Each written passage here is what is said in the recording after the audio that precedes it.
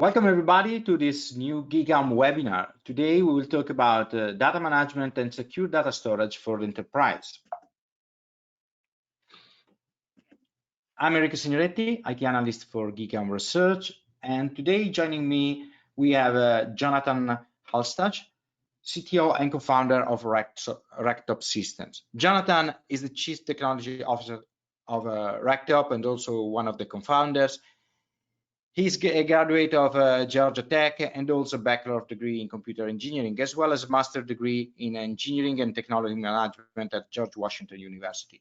He has a lot of experience, 15 years of experience working with the US federal government, European governments. Also, he advised several enterprises and other organizations on IT solutions and security. So he is a great expert for this webinar. Hi, Jonathan, how are you today? Good, thank you for having me. So without any further ado, let's see what will happen today. We will talk a lot about data management and security, of course, and we will touch about investment and insurances. Ransomware is a big part of this webinar today, but we will also talk about something that usually don't hit the news feeds like ransomware lately, but actually are as important for most of their organizations. And at the end, we will also talk, giving some advice on solutions to have a better control over your data. As usual, this is an interactive webinar, so we will have a bunch of polls during the entire session, and we will share the results of these polls immediately with you. Also, you have on the panel in your PC the possibility to ask questions. So feel free to ask questions anytime. We will try to answer them directly or at the end in the Q&A session. So the first introductory poll of the day is about risk perception. What is the biggest threat for your organization? So what you feel as the biggest threat? Ransomware attacks, data leaks and breaches, insider malicious activities, privacy and regulatory compliance, or all of the above, and maybe more. So the poll is already online, so feel free to add your answer. And Jonathan, from your experience on the field, so what are the perception of your customers, your clients? So what you see as the major risk? Well, I think ransomware gets the most publicity because it's in your face. What you know when you've been hit with a ransomware attack, because your data is encrypted, you can't access it. Your customer, you might not be able to provide services to your customer, so it's very visible to you. But there's even more serious and grave dangers that can happen from data leaks or insider threats or cyber attacks where they're stealing your data without you ever knowing. But because the ransomware attacks are so visible, that's gotten a lot of focus and attention within the news. Yeah, that's right. I mean, that was something that I mentioned at the very beginning. So ransomware is always on the news lately, and maybe that's because a very disastrous attack is something that you see immediately, while other attacks are less visible, but they can create several damages as well. So let's see the results of this poll. It's interesting that everybody, most of our attendees see all of the activities, malicious activities that we're talking about as a major threat. So this is good for the rest of the conversation we will have.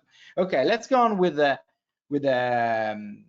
presentation then. So let's start with why we talk about data management security.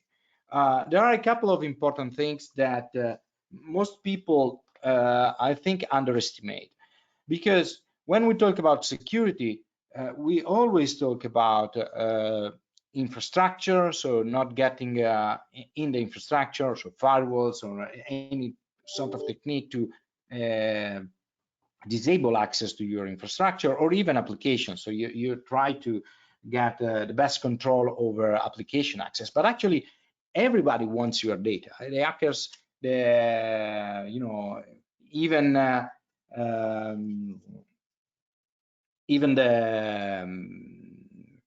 foreign countries, when you talk about governments, they are really interested in your data, not access the application per se. They can recreate the infrastructure, they can recreate the application. So from this point of view, data is your primary asset, and this is what you want to cover. And the other thing is data management is your last line of defense. Okay, if you have a good data management, you can have a lot of insight on how protect your data, what is happening on your data, and get all the information needed to react to a potential attack. I mean, what is your opinion on this view of data as your primary asset? And of course, the fact that from my point of view, at least, data management is very important to keep under control the right level of visibility on what is happening on your systems. Yeah, I totally agree with you. If you think about it, bad guys are after stealing the data. They're not stealing the network. They're not stealing the infrastructure. They use the network and they use the infrastructure as a means to get to your data. And so you want to put the protections as close to the data as possible, since that's really what the bad guys are after. And so when you think about the problem that way, you can simplify the problem and determine, okay, what are the things I need to do to protect my asset? And the asset being data, that's the most valuable and abundant asset within the organization. So how do I put my hands around that problem and protect it from adversaries that could be coming from outside the network or inside the network, like an insider threat? Yeah.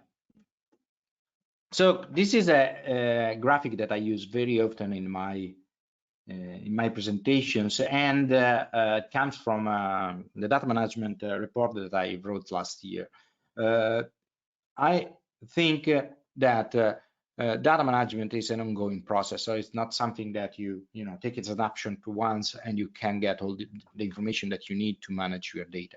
So you have a cycle that repeats itself all the time, where you do data discovery, collection, you catalog and index everything, you make the first analysis on it, and then you start with actions. Action that could be about compliance, could be about security, information like cycle management, and everything else. I mean, even data augmentation. So adding, for example, labels to your data to add additional information that you can reuse for other applications that can be big data, machine learning, or even search, for example. So from this point of view, you have three different approaches that I usually describe. One is data protection. Data protection in sense of backup. Okay, you can have the data protection solution as the central point to collect all your data. Of course, with pros and cons of this, everybody has a data protection solution in the company, the organization, but actually we have to look in some details before adopting this for the data management scope that we have. Another approach is to use dedicated solutions for data management. So most of these solutions have agents. They can crawl in your storage system and take a picture of what is happening. They are poor in the kind of action that you can do, because it's more analytics, and they can't move data around because they can disrupt processes and complicate things all around. So usually these are not very active solution. And then there are embedded solutions that are directly implemented in the storage system. Okay, in this webinar today, we will work mostly on this solution. We will talk about this because there are some advantages in having this functionality directly in the storage system. Maybe you want to add something since you are the expert in this case, Jonathan. Yeah, what we're seeing in a lot of industries is converged solutions, where you're taking multiple disparate pieces and then creating a combined solution that does all of that. and this converged solution in this case would be a cyber converged solution. It can do things more efficiently, and it reduces the feedback loop and the time and the burden on a team to manage that, because it becomes a single product that can do all the critical pieces very well.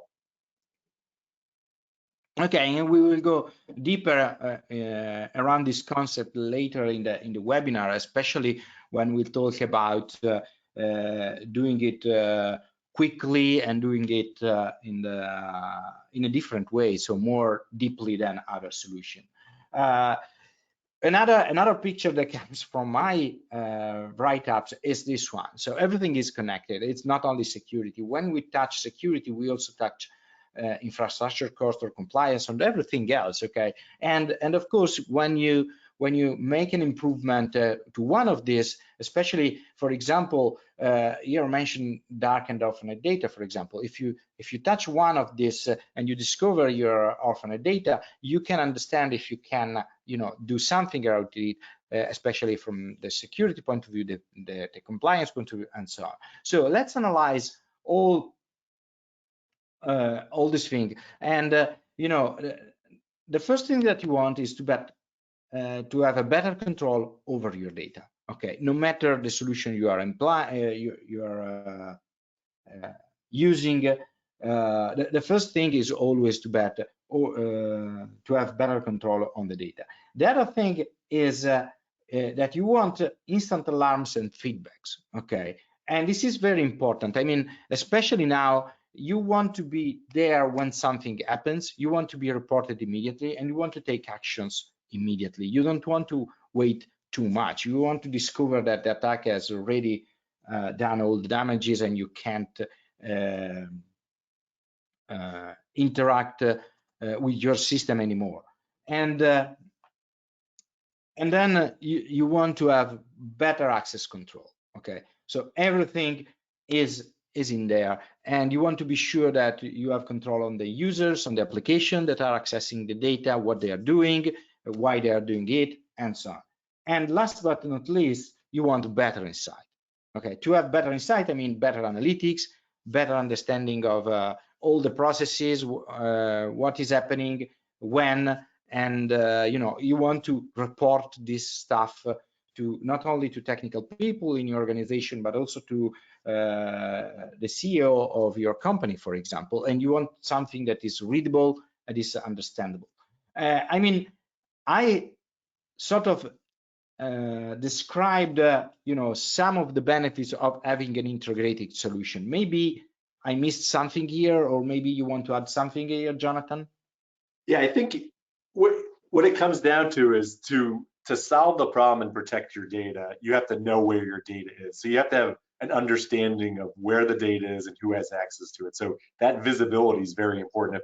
Think about if you had a basement and it was full of junk, you would have a hard time knowing if something went missing because it's just a big pile. Now, if you had all that files or those pieces in your basement organized, you could quickly go at any time and look to see, is it missing or is it there? And so you need to do the same thing with your data, and you need to have visibility into who is touching it, how it's being accessed. And by having an embedded solution, you can create that real-time feedback or instant alarm, because the feedback loop is much shorter than trying to get multiple pieces to play together. And then you hit it right when you said about better insights.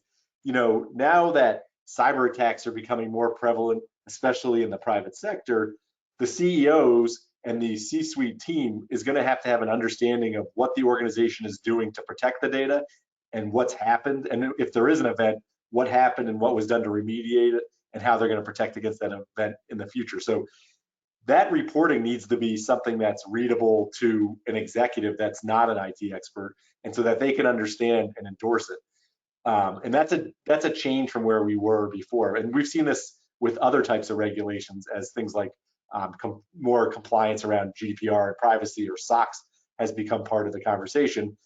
The understanding of how IT is working needs to be understood at the top level of the organization as well. Yeah, indeed. So what happens when there is a ransomware attack? Okay, and usually there are three phases before the attack. Before the attack is clear to everybody before it starts to encrypt your data, while the attack is happening and after. Okay, and in all these phases, there are important aspects that are related to security, but are also related to protecting your data in general. So the first thing is always backup everything. Okay, so if you don't have a backup, of course, you are exposed not only to security threats, but to everything. So you have to do backups, and we will go deeper on the concept of which kind of backup is better for your organization in this case. But you need also to create an air gap. So not just create the backup, but the backup has to be separated from the environment, the production environment. Okay, because if you are living in the same network, for example, the backups, and they are accessible to everybody, they can get encrypted very quickly as the original data. The other thing is make data copies read-only, and this is new, I would say. So 2-3 years ago, nobody was thinking about making read-only copies. I mean, and now everything is online, and you want to be sure that you can't touch your backups for a certain amount of time, for example. So this is a very important aspect of all data protection solutions.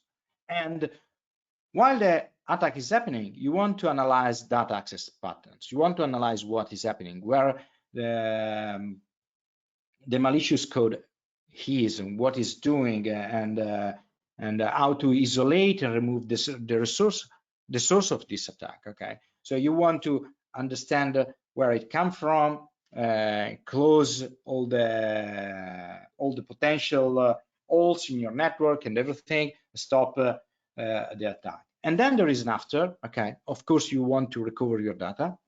And another thing, as we already mentioned, you need to report the incident. It's not just yes, it's happened, okay, now it's solved, we are all okay. It doesn't work that way. So most of us has to report what happened to their superiors, but not just that. Some of us are working in regulated industries, so that you have to report to the regulator, or to the stock exchange, or whatever your company is connected to. And then there is, last but not least, you have to do all of this very quickly. Okay, and we will discover what it means quickly later.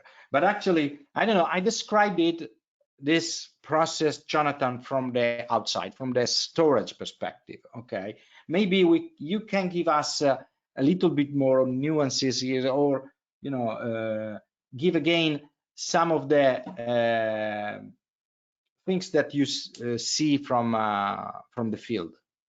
Yeah, so as you, I'll start at the bottom, is do it quickly. Unlike fine wine, bad news doesn't get better with age. So you want to be able to know what's happening as soon as possible and be able to understand what happened, so you can both remediate it, take action, and report to your overseers and management. But before an attack, you need to have good cyber hygiene practices. So that's doing all the things you should do, right? Making sure you have a backup copy, making sure there's a copy that is backed up and read-only or air-gapped, so that the bad guys can't encrypt both copies, or they can't destroy your backup copy, forcing you to pay for the ransomware or do that. And you potentially want to prevent them from even launching the attack, because some of the new ransomware attacks will try to steal the data to force you to the table to pay the ransom. And then when it's happening, it's very important to understand and attribute where the source of the attack is coming from, so you can isolate it and stop it. If you look back when ransomware first started, and even today, some organizations, they notice an attack, the only option they have is just power everything off. What you want to have is something that's more acute and can stop the infected machines and isolate them and be able to see where is the attack, what machine or what user account is the attack coming from. And then you want to be able to quickly recover. Previously, when people think of DR, they think about DR from natural disasters, but you're more likely to get hit with something like a malware attack, and you need to recover quickly. So you want cyber resiliency in the fact that if you do get hit with an attack, can you be back to where you were in minutes, not hours, days, or weeks, which was what used to be acceptable for DR. People's expectations now are to be able to recover very quickly and to be able to report what happened very fast. Yeah, indeed. And so let's compare all the solutions that we mentioned at the beginning. So embedded digital system backup and data management solutions that are usually more high level in their approach. So when we talk about backup, so that the after, okay, of course a backup solution can protect your data. As we said, data management solution is not supposed to do that. And the storage can take snapshot. Okay, we will talk about snapshot even more later. So the idea is you can take as many snapshots as you want if the system supports them, and maybe you can also make them read-only so that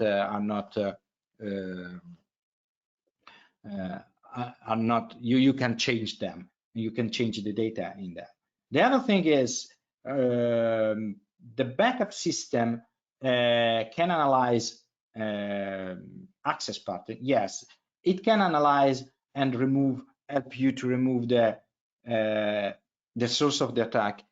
Yes, but the backup cycle, the backup, the window between backups could be too long.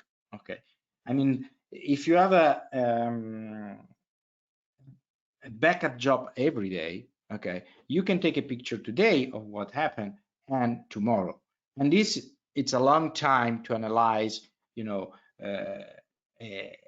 workload, especially workload like this one. Okay, and so it's yes and no in this case.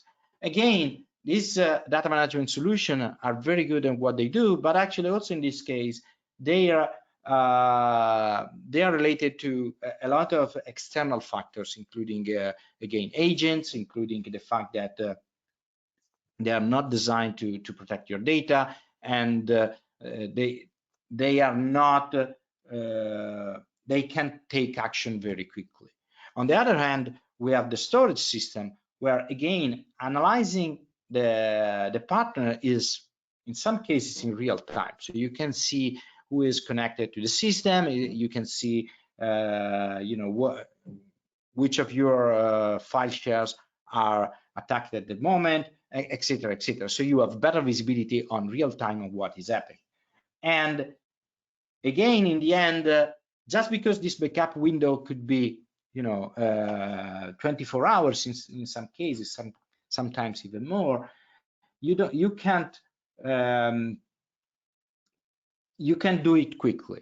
And I mean, you can recover your data. There are some also solutions to do instant recovers, but usually the performance is not that high. And to report the incident is more complicated because you don't have, again, a real-time picture of what is happening. Again, the storage has this in real time, so it's a solution that is more focused on this kind of job.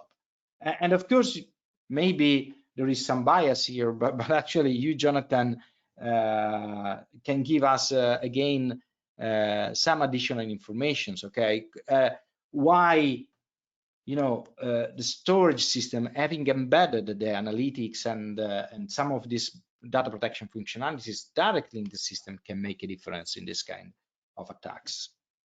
Yeah, it can do things much more quickly, because what we've seen from our customers is that by taking advantage of snapshots, they can, get a recovery point objective, which means the most data they would lose would just be 1 minute. So you can take snapshots as frequently as 1 minute, very space efficiently. And unlike a separate dedicated backup solution, you're not taking IOPS and throughput to do the backup that's competing with the actual primary workload. So you're more efficient, and you can very quickly restore back to a previous version of a snapshot. And so with it all there, a lot of the information can exist within a converged solution to do all this stuff, and it reduces the complexity and speeds up your ability to act and understand what's going on.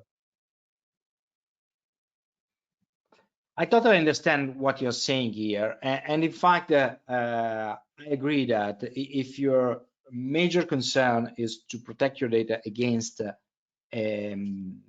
cyber attack, having this security functionalities directly embedded in the system can help the life of the system administrator, especially during the attack, not even before or after, but actually during the attack. So I have another poll at this point. So because we talked a lot about ransomware protection, how do you protect your data against ransomware attacks today? So regular backups, and you changed your regular backups lately with backups on immutable targets, so read-only targets, snapshot and backups. So it's a mixed environment where you can get a little bit of both. You have other solutions in place, and I would be curious to know which other solution, but unfortunately we can at the moment, and still looking for a solution. So you are still looking for something that could help you to protect against these kind of vicious attacks. So let's see how it's going with our attendees. In the meantime, again, so you're working with a lot of organizations in the enterprise, but also government, federal government in the US, and so on. So is there any insight that you can give us? I mean, ransomware attacks are becoming very common, and still today we heard in the news that they were not prepared. I mean, and I know that it sounds crazy, and what do you see when you go to the customers and you talk with them? What's their perception at the end of the kind of backups that they are taking, or the actions that they are doing to protect themselves against this type of attacks? So we see in a lot of cases their previous thought was to go to something with using backups or a target that was immutable or some sort of snapshot capability that was immutable, like a worm or write once, read many. But one thing that they all really desire is transparency and visibility as well into how the system is being accessed or how the users are using the data. So one thing that helps both with ransomware attacks and defending against those, as well as the cyber espionage attacks like SolarWinds, and being able to understand if somebody said, hey, there was a breach, what happened, is the user behavior auditing.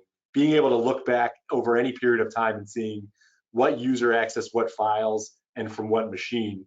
So that helps fill in the gaps to protect against data theft. And then from a data destruction and data manipulation, they're looking at backups and looking at something that provides an immutable or air gap backup to prevent the adversary from accessing and destroying both the primary copy and the secondary copy or the backup. And they want that read-only version because people don't want to deal with tapes as much anymore. It's cumbersome, it's not online. So this gives them a way to have an online backup solution that they can access at any time, but protected against these cyber threats. Yeah, I see. Let's see the results then, and what is so it's interesting that most of the people already adopt snapshots and backup. I mean, at least in our audience, and but few of them are still looking for solutions. So that is interesting. And again, we are not talking only about ransomware here. In fact, you mentioned SolarWinds attack, and in this case, it was not ransomware. It was a totally different kind of attack where the attackers got control of the system, but to steal the data, like we mentioned at the very beginning. So let's go to the next slide and see, and let's talk about the other attacks. So what are the other risks and challenges? In this case, I will make this slide very interactive. So I will ask you mostly about each single point that I'm showing you. So data spillage, and in general, data breaches and data leaks. Okay, so what does it mean, and what are the risks implied by this kind of attack?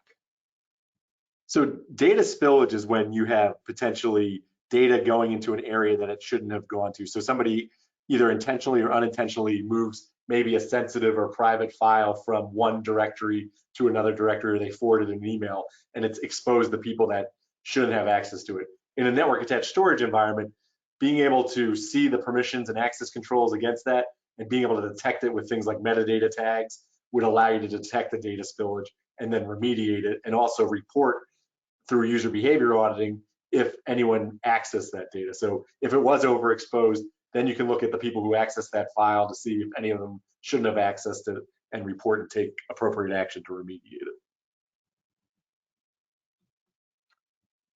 And dark and orphaned data. I mean, this is one of the, it started, I think, so people started to think about dark data when, you know, users started to upload MP3 files in their home directories, but it's more than that, of course.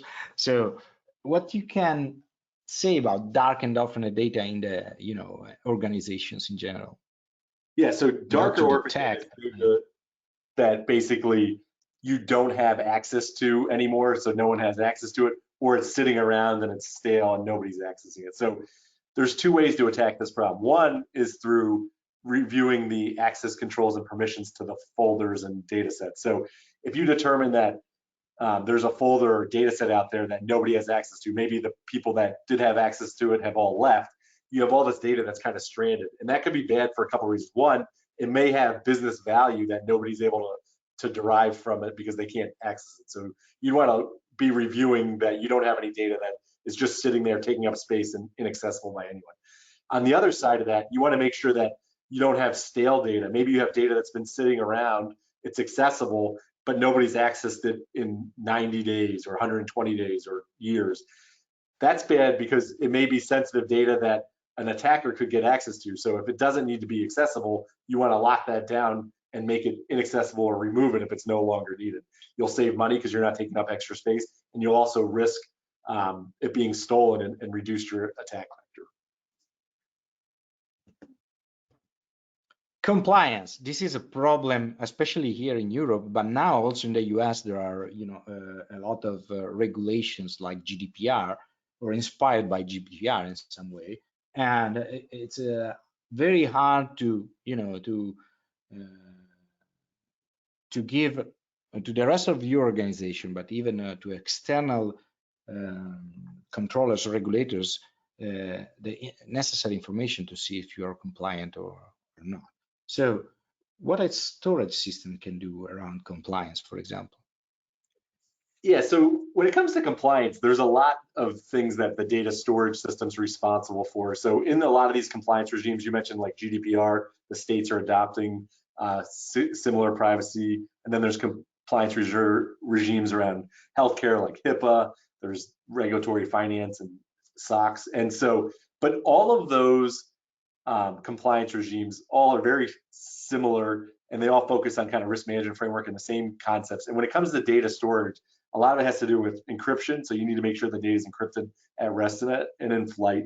You need to be able to demonstrate that, because compliance is really demonstrating that you are implementing the controls correctly and doing it consistently. And so you need a system that can show that and report on that at any time. It makes it easy to report on that. So the things that a storage system covers are encryption, so data encryption, access controls, making sure only the right people have access to that data and it's not overexposed. Then data retention, coming to the backups and snapshots, being able to ensure you have a DR policy and that you are protecting the data and replicating it, and that you can recover to meet the requirements. And then on top of that, it's basically auditing who has access to it so that you can show that you are being a good steward of the data as well. And then you have the right to be forgotten and being the ability to delete and remove data once it's time to purge that. So that comes down to that data retention policies as well. Okay, and then another one is auditing. I hate auditing. I have to say that it's usually, no, well, you know, as I told you the other day, I hired for a project to turn on auditing on a Windows server a few years ago, and you know, it was on and we were okay, but it was unreadable, and from my perspective at least. So I don't know what you can say on this, but it's really complicated for me. Yeah, so when people think of auditing, they always think of like an impact to the performance. A lot of times you turn on auditing on systems and it ruins the user experience or application performance. So you want an auditing capability that's not going to affect that and uses limited resources to do it. And then you want the output of that audit report to be readable and meaningful. And traditionally, when you look at these files, like you said, you can't make sense of it. It doesn't really have meaning. It takes a lot of effort to dissect it, and that creates a big burden on the people that are then going to create a report from it or use it. So what you want is kind of stuff that makes sense to a normal human that isn't an IT expert and becomes readable. And this ties back into what we talked about before, which is that insight for the executive. You want reports coming out of the system that anybody can read and understand what happened, and then make an informed decision based on that. And that will really lead you to a more successful compliance program too. Yeah, as we said, everything is connected, and data integrity is another thing. I usually think about data integrity from the data storage perspective and not from the security perspective. I mean, in the sense that there are, rotten bits here and there, and you want to be sure to not have it, to not, having files that are no longer readable. But actually, there is more to that, right? Yeah, very much so, because data integrity is essential in compliance regimes, but it's essential to make sure, for security reasons, what you wrote is what you're getting back before and every time. Because essentially, if you think about a healthcare system, imagine a hospital. If somebody was able to manipulate your medical records and they changed your blood type and you got the wrong blood type in a transfusion, that would be horrible. So you want to make sure that the data integrity stays there end to end. It's always being checked, not just from error, but that nobody's manipulating or messing with the integrity of that data. And a lot of compliance regimes force you to show through hashes and other means that the data written is the data you still have for the period of time of the records. And again, incident reporting. We mentioned it for ransomware extensively, actually, and for me, it's a very important feature for any storage system. So analytics and reporting in general. But maybe you want to again add something on this too. Yeah, so incident reporting, like the audit, has to be in a way that's easy to understand and quickly digest, so that you can quickly determine if the anomalous or suspicious or malicious event is bad. What is the event? What's happening? And then what are the remediation steps you can take to fix and resolve it, and what was done? And then have it easily reported to whoever is a stakeholder or interested party. And so it's completely feasible to integrate this type of incident reporting into a storage system, so that you can provide this information in real time, so that you can react more quickly and resolve incidents more easily. Yeah, and again, I mean, you mentioned all of this, and a couple of times you mentioned about performance. Okay, so you don't want to impact performance while you're giving all these services or all this functionality on your system, because otherwise it doesn't make sense. Right, because if it's unusable, nobody's going to use it. And that's what typically happened in the past, is that they had security features and compliance features built into products, but as soon as you turn them on, they're not usable. So the first thing that happens is they come up with a justification for turning them off, and then the adversaries exploit that, and you're back where you were before. Exactly. So we talked a lot about all the challenges, and at this point we have another poll for our audience. So what are your major concerns about your current storage infrastructure? So risk of data spillage, auditing, compliance, dark and orphaned data, and you don't have enough system analytics and reporting around it. Of course, this is a multiple. You can choose multiple answers, and Jonathan, I already mentioned that for me, analytics and reporting is a very important stuff. And again, in my personal experience, dark and orphaned data is a huge problem, that it really impacts not only security, but the cost of infrastructure, because not knowing if you can move data around because you don't know what you have in your system is a big problem. But again, you have a different experience, because you look at this from the security perspective, not only the storage perspective. So what do you see as the biggest challenge for your customers, or people that you meet in the field that are interested in security embedded in the storage system? I think it does come down to system analytics reporting, because if you have the right reporting and visibility into what's happening, then you've kind of solved those other boxes, because now you can explain what's happening, and it definitely helps from a security perspective, but it also helps just from a generic infrastructure operations data management perspective, because you can see like, hey, we've been carrying all this data, we keep migrating this data from the old storage to the new storage, then we have multiple copies of the same data. It's just, the problem just grows. And so with the right reporting and analytics, you can quickly see it.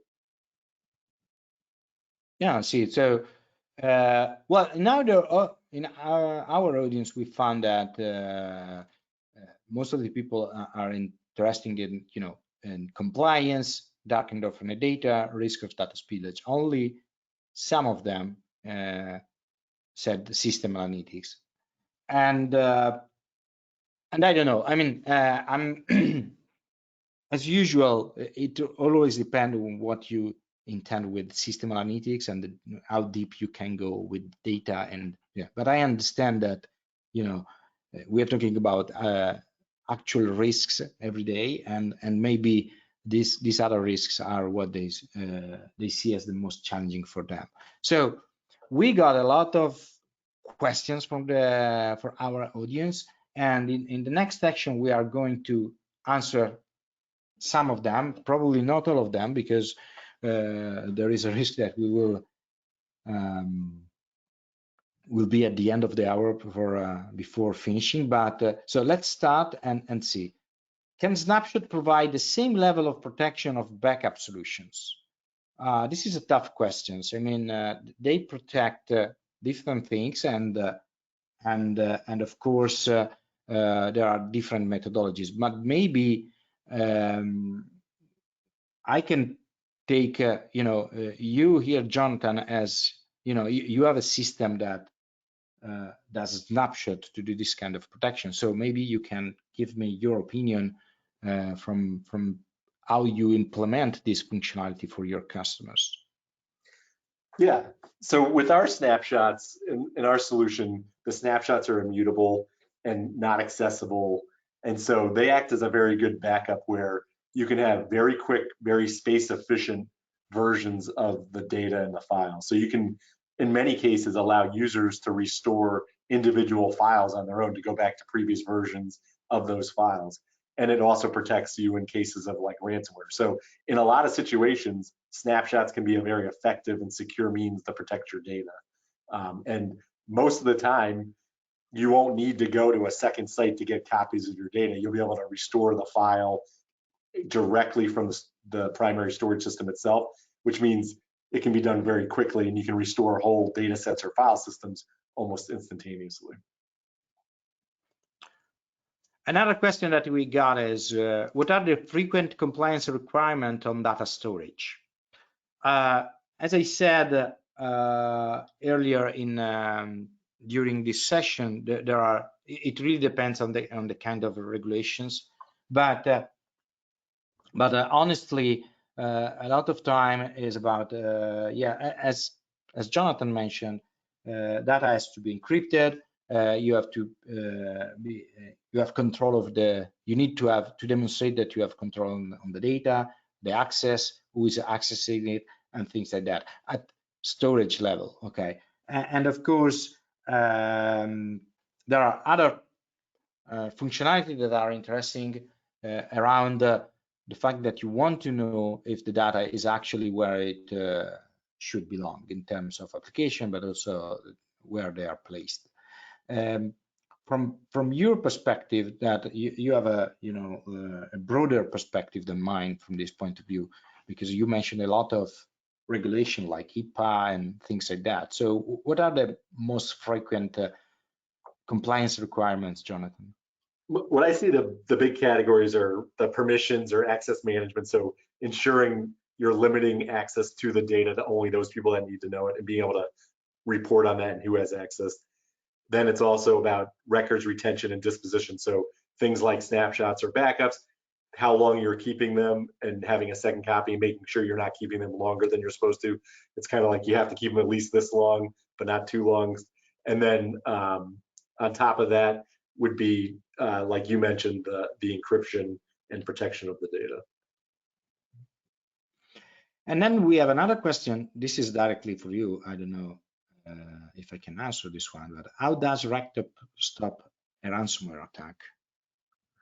So for RackTop, our approach is with an active defense capability. So you do want to have good hygiene and make sure only those users that have access, that need access to the data, are granted access to those data sets. But then we use our active defense capability to look for user behavior patterns using our user behavior auditing analysis to detect behaviors like a data exfil or a ransomware. So if the ransomware is trying to steal the data first before it encrypts it, we're looking to detect that type of analytic pattern. Or if it starts to encrypt the data, we'll recognize that. And what we can actually do is turn off access to that user account from accessing the data, as well as that client IP, so that they can't continue to infect or encrypt more data. And then it creates an incident report. That incident report is sent to the interested parties that subscribe to that, and they can then see what's happened and then remediate the situation further. Can I ask you also, this is not among our question, but so how the sysadmin gets visibility of this? I mean, is it notified somehow?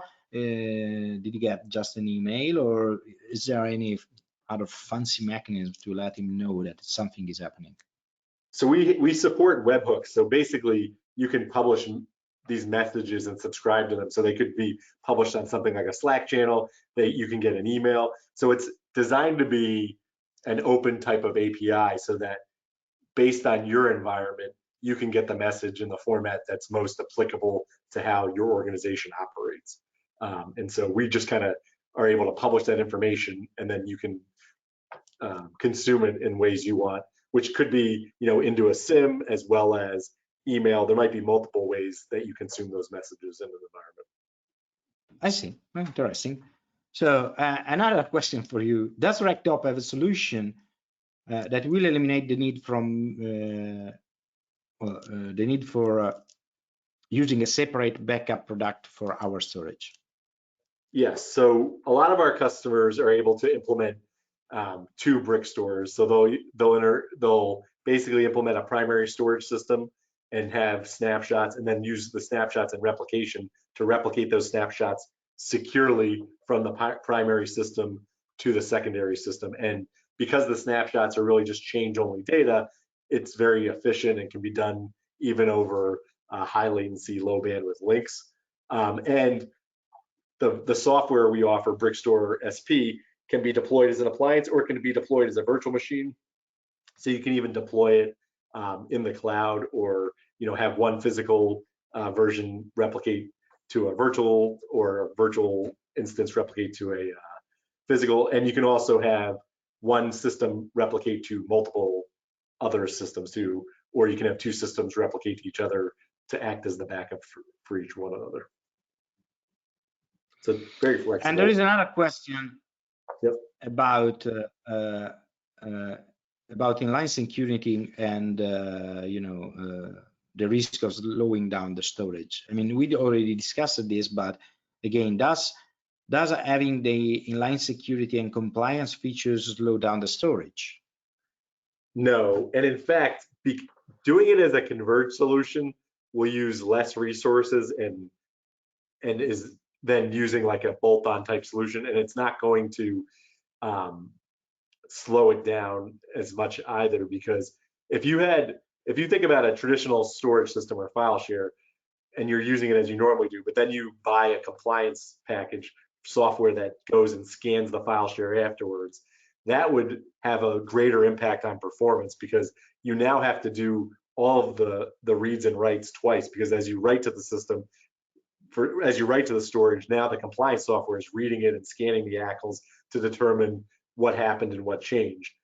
We do that with our system in line while the data is still in memory. And so we're not taking up as many resources, and you're not required to have a third-party solution reach across the network, which would take up more throughput, more IOPS, and more bandwidth.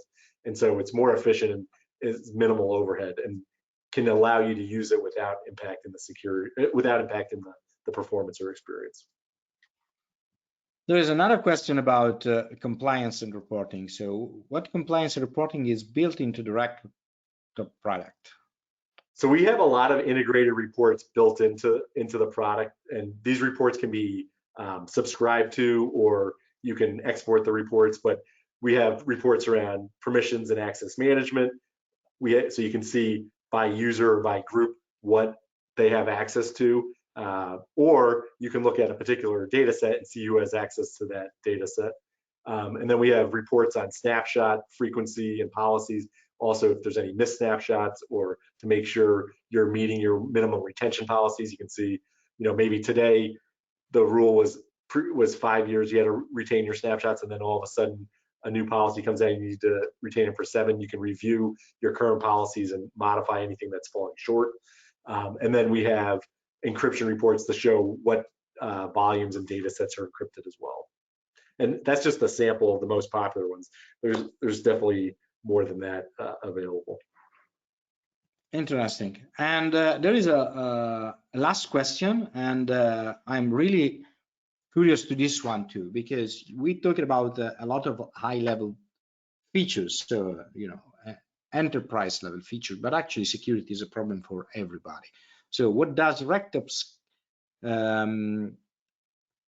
scale to in terms of capacity, and is there a minimum? I mean, is this solution also available for smaller organization, not just large organization, and how large can get your system?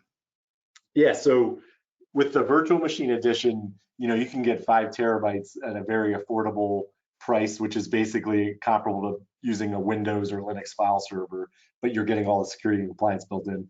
And then our clusters scale to over 6 petabytes usable. And when you want to go beyond that, you can put another one next to it and go from there. But it can basically meet the needs of a very small organization and is very easy to manage. You can install it in as quickly as 15 minutes.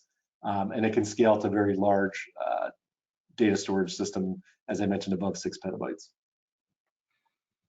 Very good. I mean, I think with this last question, we have closed all the Q&A, and it's time to wrap up this webinar. Jonathan, thank you again for joining us today. It was a very exciting conversation, and maybe you want to share with us your social media handles and link to the website so we can keep the conversation going online. Yeah, sure. So I'm on LinkedIn at jonathanhalstuch.com, and I'm also on Twitter with JAHGT, my initials, and then GT for Georgia Tech. And then you can check us out on our website at RackTopSystems.com. It's plural, RackTop, SYSTEMS.com. Fantastic.